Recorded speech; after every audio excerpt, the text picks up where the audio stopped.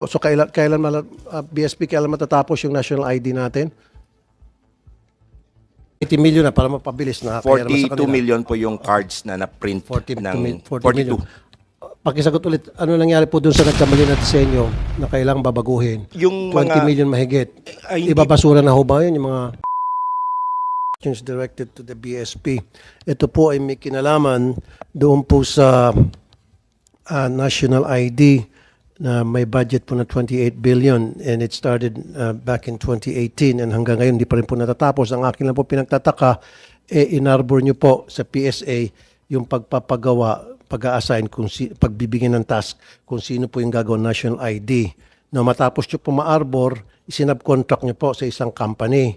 And nung matapos po may subcontract, ngayon sa palagitnaan, nagkagewang-gewang na po yung paggawa ng ID, nagkaroon ng problema, and from my understanding, there are about 20 million na mali ang disenyo, kaya babaguhin. Anong mangyayari dun sa bagong disenyo? Itatapon na lang ba sa basurahan?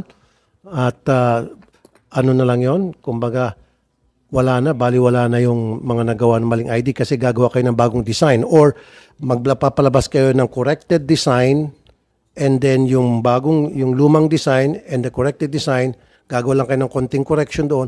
So, meron tayong dalawang klaseng disenyo. Please, Thank you. would you know about that, Thank you, Deputy Governor? Mr. Chair. Mr. I just Chair. have some notes that the designs are actually approved by the PhilSys Policy and Pero bago niyan, sir, Coordination Council. pakisagot lang, bakit niyo po inarbor sa PSA? Di ba dapat PSA na ang maghanap ng government agency na para gumawa ng national ID? Para sa akin, di ba dapat yung National Printing Office ang may capability din? Or kayo po, meron din kayong capability sa BSP, bakit po kinakailangan nyo isakon? Na-request po ang BSP na tumulong. Hindi po, inarbor niyo po, kayo po ang nag-request. Hindi po ni-request ang BSP. It was the BSP who requested from the PSA na kung pwede sa inyo na lang po ipasa para hindi na po magkakaroon ng bidding kasi government-to-government arrangement, so there's no need for bidding. Yun po yung purpose nyo para hindi na magkaroon ng bidding. Tama? Mr. Like Chair, can you answer? Mr. Chair, yeah, go ahead. The national statistician who's head of the PSA is here. Okay, Maybe we so, can directly answer. Parang traffic controller tayo. Sino talaga makakasagot? Thank you, Mr. Okay. Mr. Chair. Yeah, yes. Our national statistician, Yeah, Mr. Map. Yeah, Senator, the original plan for BSP to print the national ID was ordered by former President Duterte. So it was given to them. But BSP is one of the three printing agencies. You're right, NPO, APO, and BSP can actually print. So they are the ones. So bakit sinab-contract pa kung kaya pala i-print ng BSP yung ID? Ng national ID, ba't kinakailangan i-subcon? The ball is back with you, Kasi Deputy ako, Governor. hulaan ko, manghula lang ako. Okay. Kasi, pinapaboran yung isang kontraktor at mukhang meron atang kumita rito na malaki. Yeah, Deputy Governor. 28 billion pesos na contract. That's a huge contract. Yeah. Yung detalye po nung kasi hindi ako talagang na-involved. Who would know in the BSP about this? I would know. I would know. Secben, yeah. I was governor when that happened, but Ganun ba? the Okay. decision to have BSP print was the president's decision for BSP. And we have competitive bidding. May bidding po yan. Competitive bidding. Hindi po binigay lang namin doon sa... Was there a bidding? There was a bidding Conductor? by BSP. Was there at nanalo po? Yes, I don't think so. May Can bidding po we yan. see that? May bidding po yan. Okay. And then pangalawa, follow-up. Bago ako umalis dahil nagpermiso lang ako kay Win. Doon din po sa pagpagawa ng pera, di ba, nagbago tayo ng design sa 1,000 notes natin. Bakit hindi po dito natin ginawa, inimprenta? Ba't kinakailangan padalhin sa Australia? At again, nag-subcon na naman. Wala ba akong kakayahan yung BSP na iprenta yung sarili nating pera? At ito pa po, nasan ba itong pera to? Ako po ang governor nung dinesisyon na namin yan. Wala po capability rito sa Pilipinas Wala. because we are shifting to polymer. Okay? And And so if we did shift to polymer. I talked to the governor of Australia. So So itong mga pera ito, pinapagawa na sa Australia. G2G po Sa yan. Australia. G2G. Apo. Kaya nga. So, di ba meron dito yung security, tawag nito, security features. Kaya natin pinasa Australia. So, bakit yung Australia ang gagawa ng security features na yun? Bakit kinakailangan ipagkakatiwala sa Australia and then Australia ibabalik sa atin? Nasa design po namin yan. Nung mga nakaraang pera na ginagawa natin ng BSP, pinapadala rin pa sa ibang bansa? Hindi po. Because we have the capability to do that here. Pero yung polymer po, wala po tayong capability. So, ba't kinakailangan pang polymer? Bakit hindi lang tayo binago natin yung disenyo and then kaya naman pala natin gumawa ng security features? There was a decision, every 10 years, nagpapalit po ng disenyo yung Kaya nga, change the design. Change the design. But, BSP. yes, change the design. Pero dito pa rin natin gawin.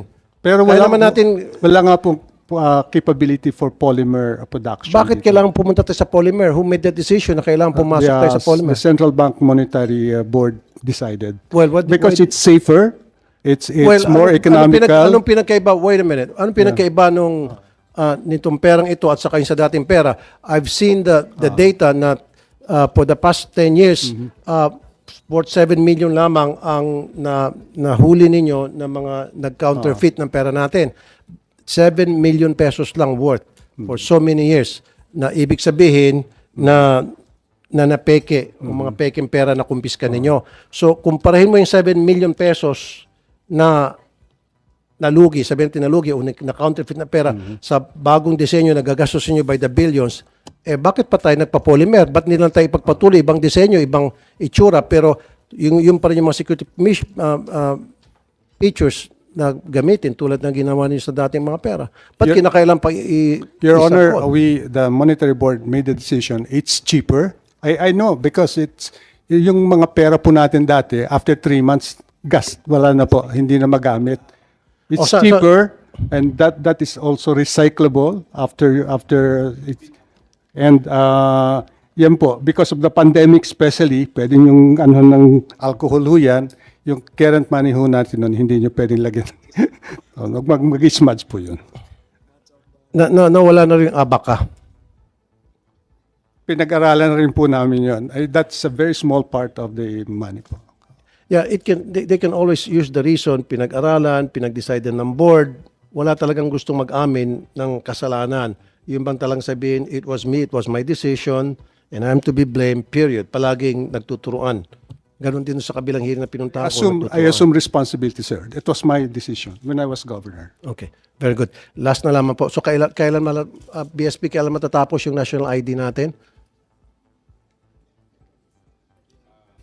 National Statistician Mapa. Yeah. Thank you very much, Mr. Chair. Right now, Senator, we have registered already 80 million Filipinos to the national ID.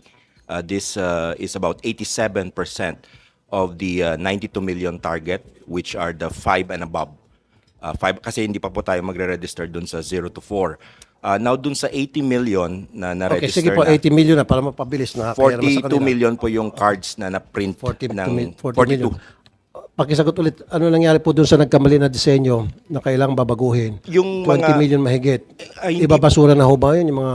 Hindi po 20 million yung mga may defects, ano.